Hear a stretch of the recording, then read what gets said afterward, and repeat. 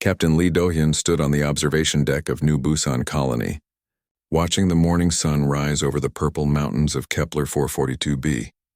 The light cast strange shadows through the alien atmosphere, but after 15 years on this world, he had grown to love these mornings.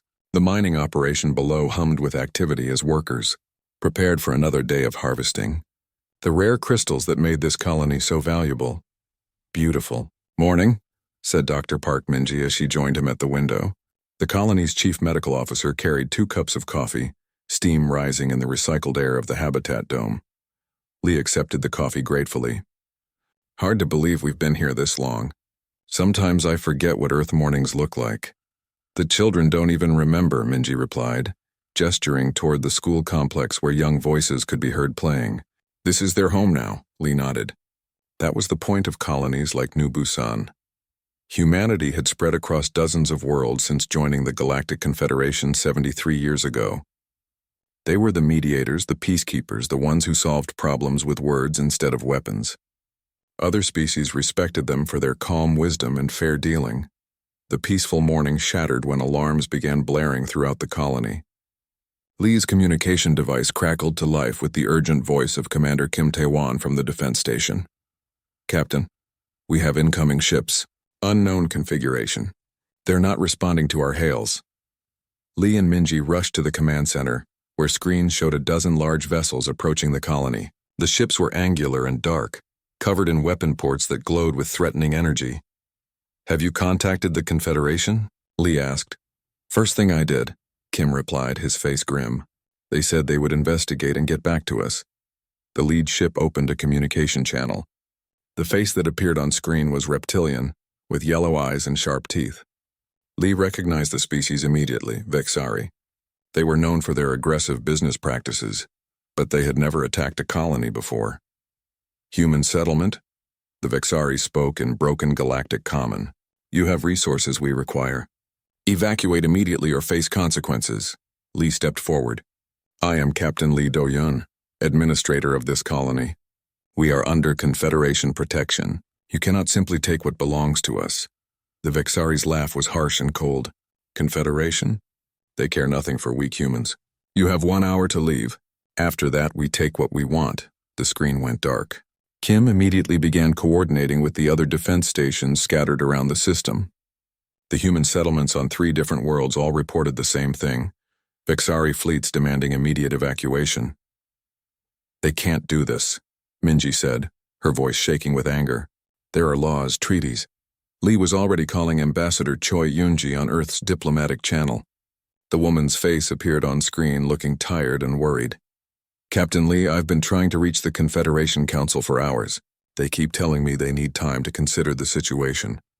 "Ambassador, they're not asking for our resources. They're taking them. We have 800,000 people in the Kepler system alone."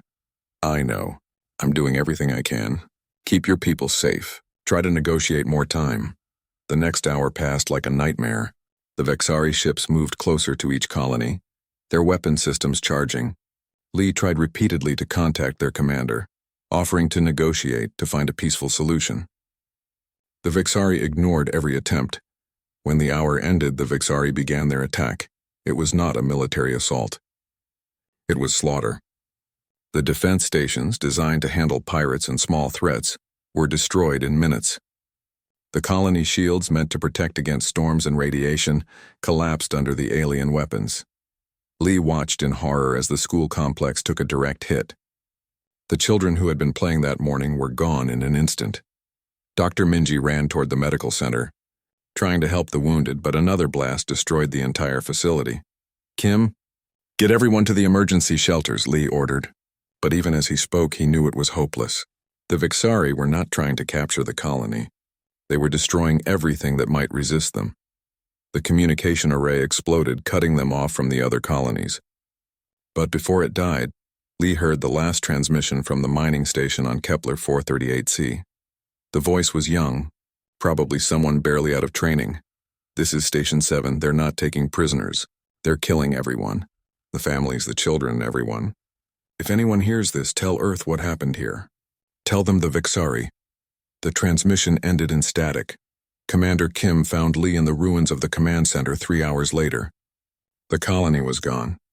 The beautiful purple mountains were scarred with black craters. The mining equipment lay twisted and burning. How many? Lee asked. Maybe 3,000 made it to the deep shelters. Out of 40,000, Kim's voice was hollow. The other colonies, there's no response from any of them. Lee closed his eyes. 800,000 people. Families. Children who had called this strange world home. All gone because the Galactic Confederation was too frightened to stand up to bullies.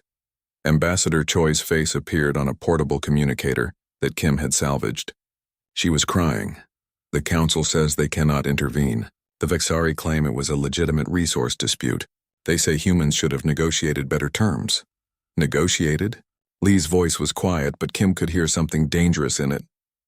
They murdered children. They burned entire cities. And the Council wants us to negotiate? Captain, you have to understand. The Vexari Empire is powerful. If the Confederation fights them, it could mean war across the entire galaxy. Lee looked out at the burning remains of New Busan. Somewhere in those ruins were the families he had protected for 15 years. The children who had played in the morning sun. The friends who had shared coffee and dreams of a peaceful future among the stars. Ambassador, he said, his voice growing steadier. Send a message to Earth. Tell them what happened here. Tell them how the Confederation responded. And tell them that Captain Lee Do-hyun said enough. What do you mean? Lee turned to Kim, who was looking at him with understanding in his eyes. They had both served in the old Earth Defense Forces before joining the colonial service. They remembered what humanity had been like before they chose the path of peace. I mean, we're done asking for permission. General Yoon Ji-hoon received the message from Kepler at 0347 hours, Earth Standard Time. He had been expecting it for 73 years. The old soldier sat in his office deep beneath the Swiss mountains, reading the report 3 times before activating the communication system that had not been used since humanity joined the Galactic Confederation. Within minutes, screens around Earth began displaying a simple message. Protocol 7 is now active. All personnel report to designated stations immediately. Admiral Han Sora was the first to arrive at the hidden command center. She had been waiting for this day since she was a young lieutenant, watching humanity's true military capabilities be slowly hidden away in the name of galactic peace. How bad is it? She asked as she took her position at the strategic command station. 800,000 dead across 3 colonies, Yoon replied. The Confederation refuses to act. They're calling it a resource dispute. Han's jaw tightened. A resource dispute. They murdered children and called it business. Dr. Kwon Minho emerged from the elevator, followed by Colonel Jang Hyuk and dozens of other officers who had been living normal civilian lives just hours before. They moved with the efficiency of people who had trained for this moment their entire careers, even while hoping it would never come. Doctor, what's the status of our hidden assets? Yoon asked. Kwon activated a holographic display that showed the Sol system. Suddenly, thousands of new markers appeared. Shipyards, weapon platforms, research stations, and manufacturing facilities that existed in the spaces between official records. All systems operational, General. We can have the first battle group ready within 18 hours. Full fleet deployment in 72 hours. The other galactic species thought they knew humanity's military capabilities. They had seen the patrol ships and defense stations that protected Earth's trade routes. What they had never suspected was that humanity had continued developing military technology in secret, hidden in asteroid bases and disguised research facilities throughout their territory. How many ships do we have available? Admiral Han asked. Currently, 2,847 active vessels, with another 4,000 in rapid deployment reserves, Kwon replied. But these aren't the ships the galaxy knows about. We've been testing new technologies for decades. He activated another display showing sleek vessels unlike anything in the known galactic fleets. Adaptive armor systems that learn from incoming fire. AI-assisted tactical networks that can coordinate thousands of ships as a single unit. And quantum fold drives that can cross the galaxy in days instead of months. Colonel Jang studied the tactical readouts. What about intelligence? Do we know where the Vexari leadership is located? We know everything, said a new voice from the entrance. Director Shin Aryam stepped into the command center, carrying data tablets that contained decades of carefully gathered information. We've been watching every major power in the galaxy since we joined the Confederation. The Vexari Empire. Their military structure, their political divisions, their economic weaknesses. We know which planets they consider most important, which leaders make the real decisions, and which of their allies will abandon them the moment things go badly. General Yoon looked around the room at the assembled officers. These were people who had spent their careers preparing for a war they hoped would never come. They had families, children, normal lives outside these hidden facilities, but they had also never forgotten their true purpose. The Vexari think they can murder our people and face no consequences, he said. The Galactic Confederation thinks humanity will accept this injustice in the name of peace. They are both wrong. He activated the main communication system, broadcasting on frequencies that reached every human world, every colony, every ship in space. This is General Yoon Ji-hoon, Supreme Commander of Human Defense Forces. For 73 years we have chosen peace over conflict. We have been mediators, diplomats, and peacekeepers. We have watched injustices across the galaxy and responded with words instead of weapons because we believed in the possibility of a better universe. The general paused, looking at the images from Kepler that showed the burned remains of human colonies. Today, that choice has been taken from us. The Vexari Empire has committed acts of genocide against our people. They have murdered 800,000 human beings, including children who never hurt anyone. The Galactic Confederation has declared this acceptable in the name of stability. Admiral Han began issuing orders to fleet commanders who had been waiting in hidden bases throughout human space. Ships that had never appeared on any galactic registry began powering up their engines and loading weapons that operated on principles the other species didn't. Understand, we tried to build a galaxy where disputes could be solved, without violence, Yoon continued. We succeeded only in building a galaxy where violence is ignored as long as it targets those too peaceful to respond. This ends today. Dr. Kwan's screen showed the first wave of ships emerging from concealed docks around Earth. They moved with purpose and coordination that spoke of years of secret training and preparation. The vessels themselves looked different from standard galactic designs, smoother, faster, and somehow more dangerous despite their clean lines. The Vexari wanted to test humanity's resolve, Yoon said. We accept their test, but they should understand that we are not the same species that begged the Confederation for help. We are the species that conquered our own world, that built ships to cross the void between stars, that learned to split atoms and bend space itself to our will. We chose to be gentle. We were never weak. The broadcast ended, but the activity in the command center continued. Admiral Han coordinated with fleet commanders across human space as thousands of ships began moving toward Vexari territory. These were not the cargo vessels and passenger liners that other species associated with human space travel. These were warships built with decades of advanced technology and crewed by people who had trained their entire lives for this moment. Colonel Zhang reviewed the tactical plans that had been prepared for every possible conflict scenario. The human military doctrine was unlike anything the galaxy had seen before. Instead of the massive fleet battles and planetary bombardments favored by other species, humans planned surgical strikes designed to achieve maximum effect with minimum casualties to innocents. How long until we reach Vexari space? General Yoon asked. Admiral Han checked the navigation displays. Using conventional hyperspace routes? 3 months. Using our new quantum fold drives? 4 days. 4 days, Yoon repeated.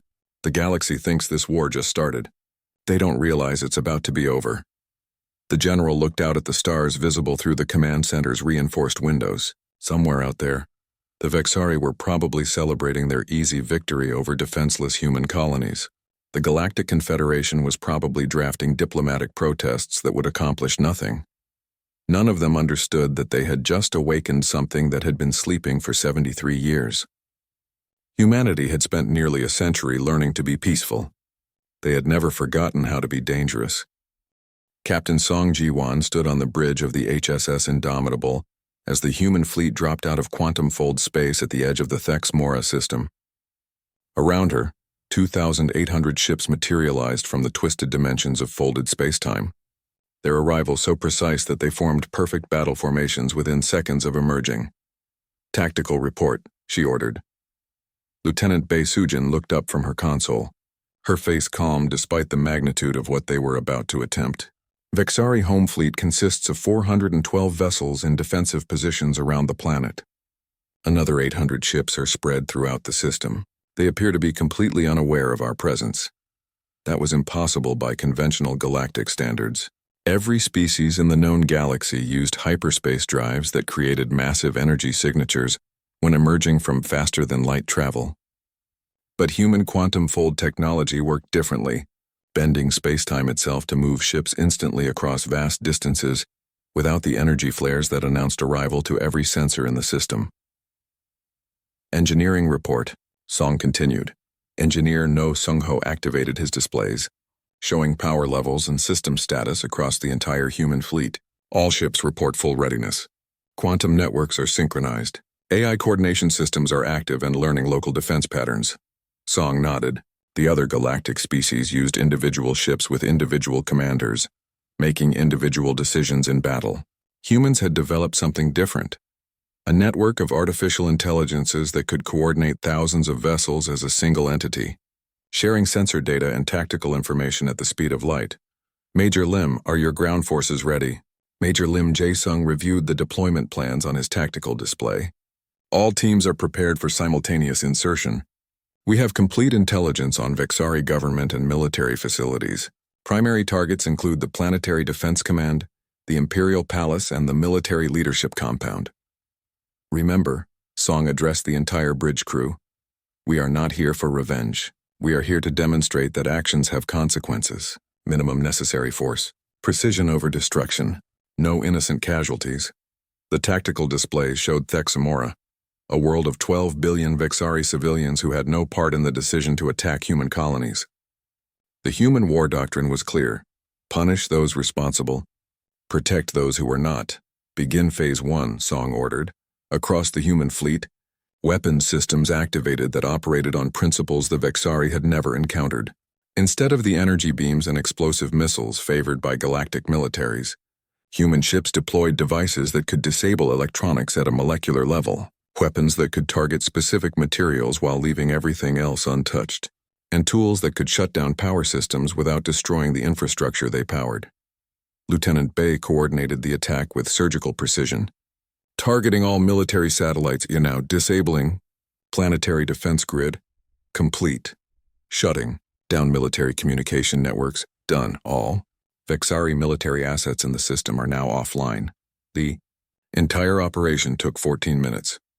On the planet below, Vexari military commanders found themselves staring at blank screens as every weapon system, every defense platform, and every communication device simultaneously failed. Emergency power systems activated, but they too shut down within seconds as human technology reached into the planet's infrastructure and selectively disabled anything that could be used for military purposes. Phase 2, Song announced. Major Lim's ground teams materialized throughout the Vexari capital city, using personal teleportation devices that were decades ahead of anything the galactic powers possessed. The teams moved through the city like ghosts, unseen and unstoppable, heading for their specific targets. The Imperial Palace guards never knew what happened. One moment they were standing at their posts, the next they were unconscious as human soldiers used non-lethal weapons that temporarily disrupted the Vexari nervous system. Within 30 minutes, every important military and political leader on the planet was in human custody. Engineer No monitored the technology infiltration systems as they spread through Vexari computer networks. For decades, human technicians had been quietly installing backdoors in galactic computer systems, disguised as helpful improvements to software and hardware. Now those backdoors activated, giving humans complete control over Vexari technology. Sir, we have successfully isolated Warlord Thexkar, Major Lim reported from the surface. He was in the middle of planning additional attacks on human colonies. We've also secured the planetary government and military command structure. Song opened a communication channel that broadcast to every screen on the planet and every ship in the system. Her face appeared to 12 billion Vexari civilians and the crews of over 1,000 military vessels. I am Captain Song Ji-won of the Human Defense Forces.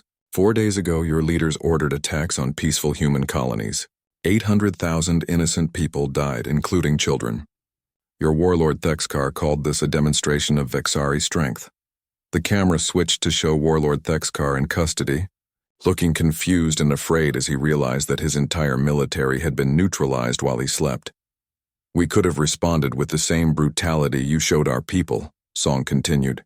"We could have destroyed your cities and murdered your children. Instead, we have demonstrated the difference between strength and cruelty."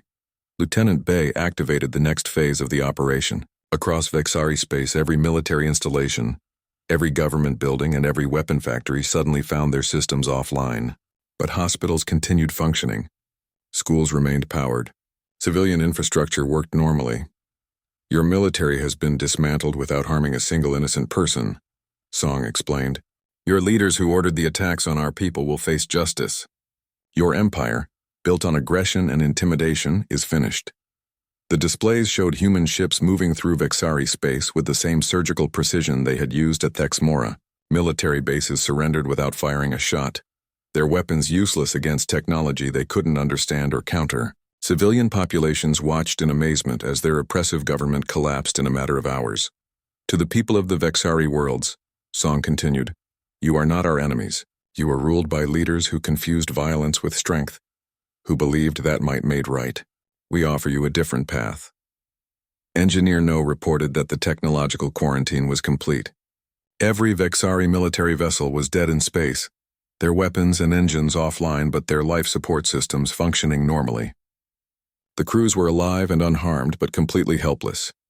"Warlord Thexkar demanded our colonies," Song said, looking directly at the captured Vexari leader. "He can have them, after he and his commanders spend 50 years rebuilding what they destroyed. After they understand the value of every life they took." Major Lim's ground teams began the complex process of establishing temporary human administration over Vexari space. Unlike the conquest campaigns of other galactic powers, the humans had no interest in ruling alien worlds. They wanted justice, not empire. "To the Galactic Confederation," Song concluded her broadcast, "you refused to protect innocent human lives because you were afraid of Vexari retaliation. We have just shown you how quickly the Vexari Empire can be neutralized when someone decides to act instead of negotiate." The human fleet began consolidating its control over Vexari space. But reports were already coming in from across the galaxy. Other species were reacting with shock to the display of human military capabilities.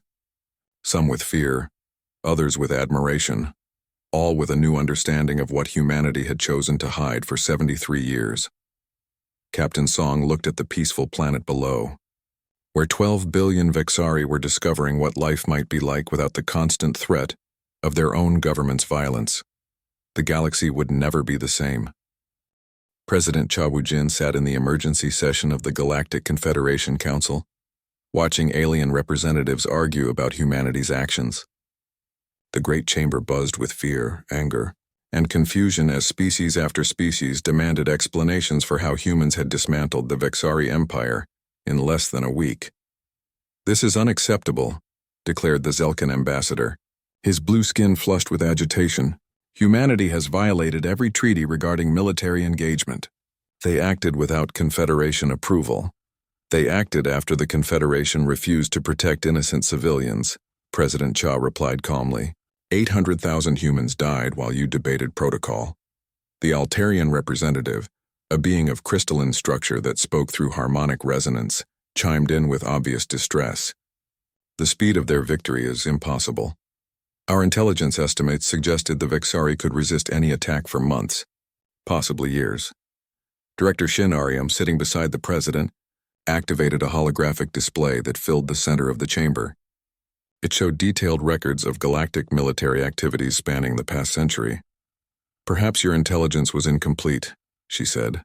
"For example, you were unaware that we documented the Zelkan raids on Minorian shipping lanes 3 years ago, or the Altarian forced labor camps on their outer worlds, or the systematic exploitation of pre-spaceflight civilizations by 17 different Confederation members." The chamber fell silent as the implications sank in. The humans had been watching everything. "You see," Director Shin continued, "while you viewed us as naive peacekeepers, we were learning. We documented every violation of galactic law, every act of aggression, every crime you thought was hidden. We hoped we would never need this information. Recent events have changed that." Ambassador Lee Yunjung, humanity's new representative to what remained of the Confederation, stood to address the assembly. Unlike previous human ambassadors, she wore the uniform of the Human Defense Forces and spoke with the authority of a species that had just reshaped galactic politics overnight. "The old system is broken," she announced.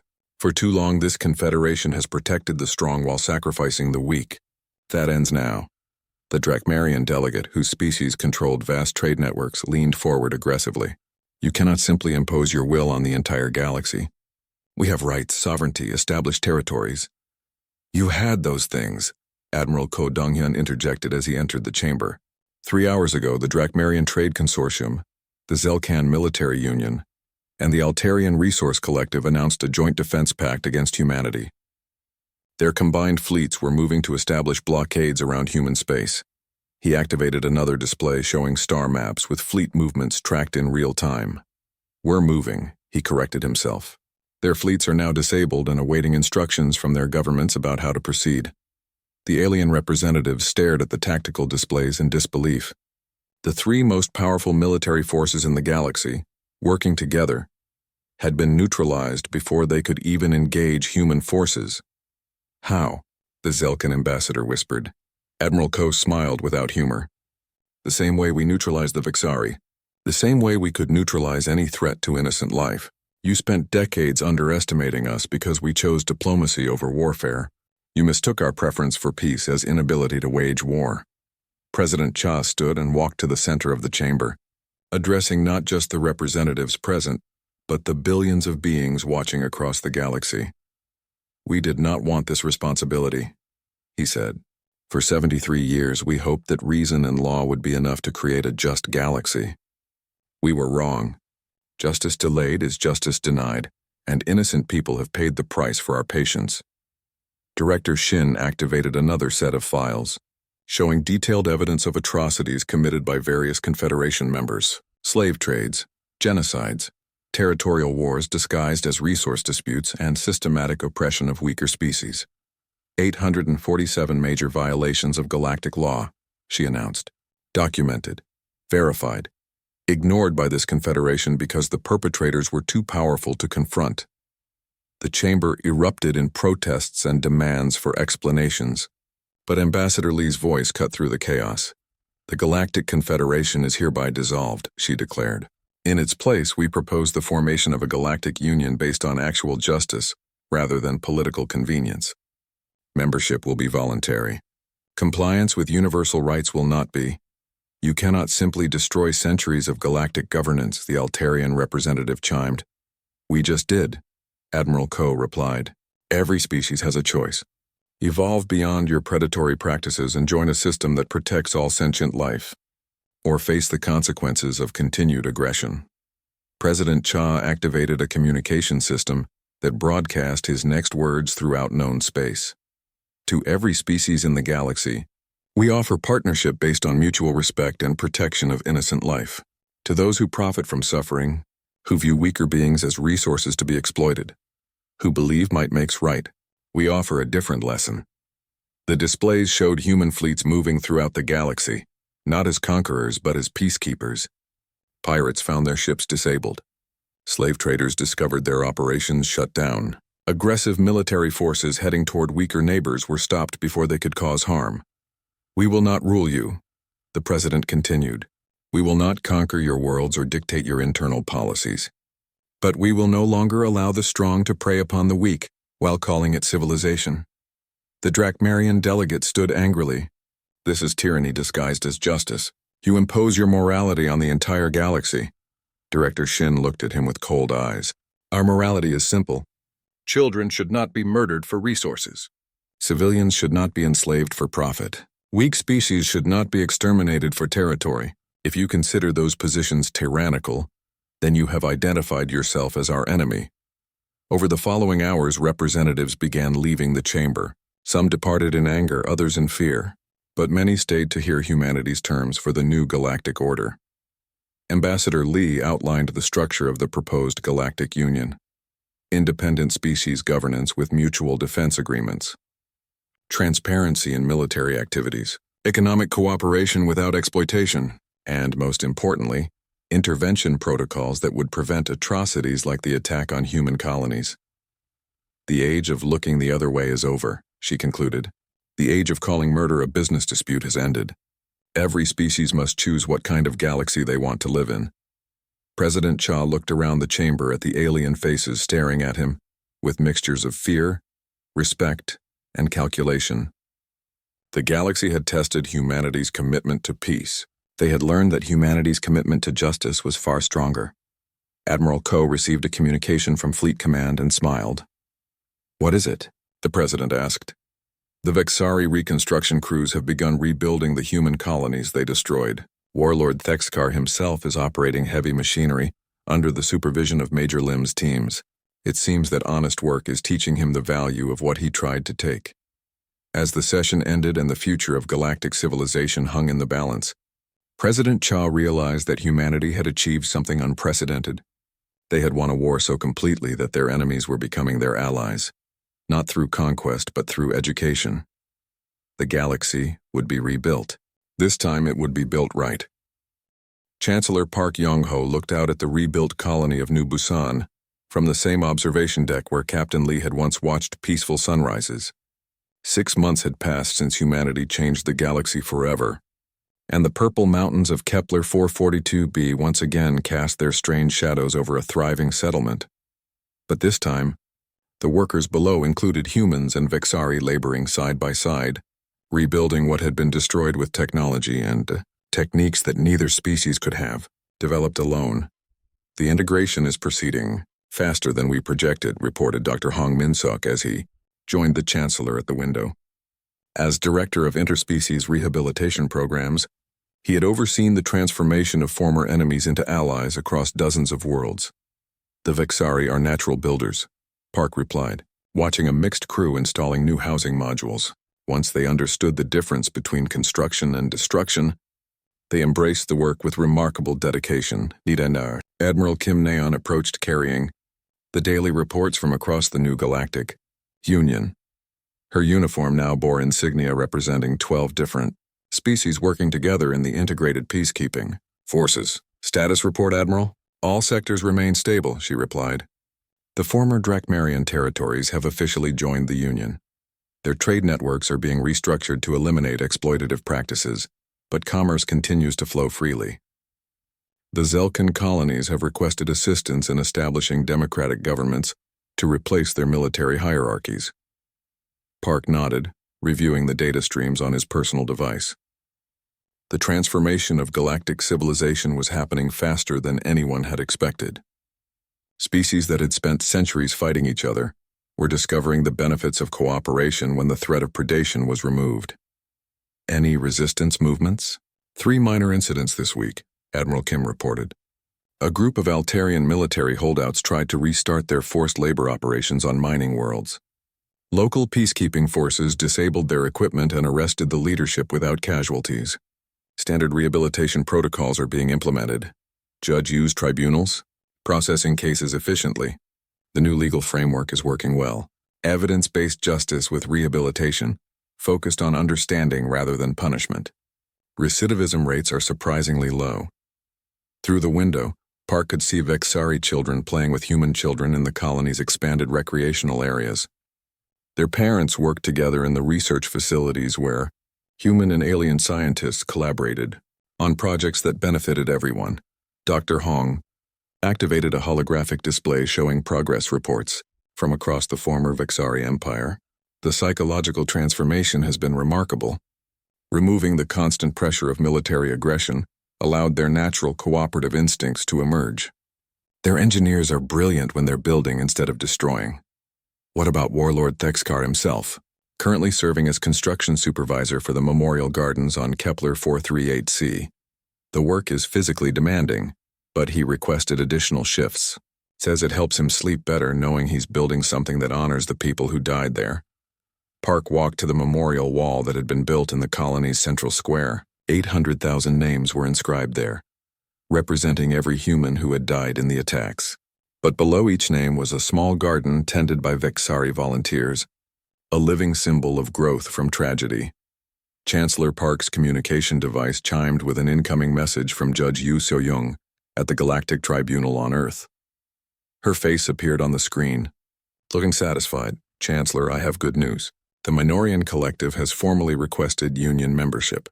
That makes 47 species who have joined voluntarily since the restructuring began. Any holdouts causing problems? A few isolated groups trying to maintain the old ways, but they're having difficulty finding support. Turns out most beings prefer peace and prosperity to constant conflict. Who would have thought? Park smiled at her dry humor. Judge Yu had become legendary across the galaxy for her fair but decisive handling of interspecies disputes.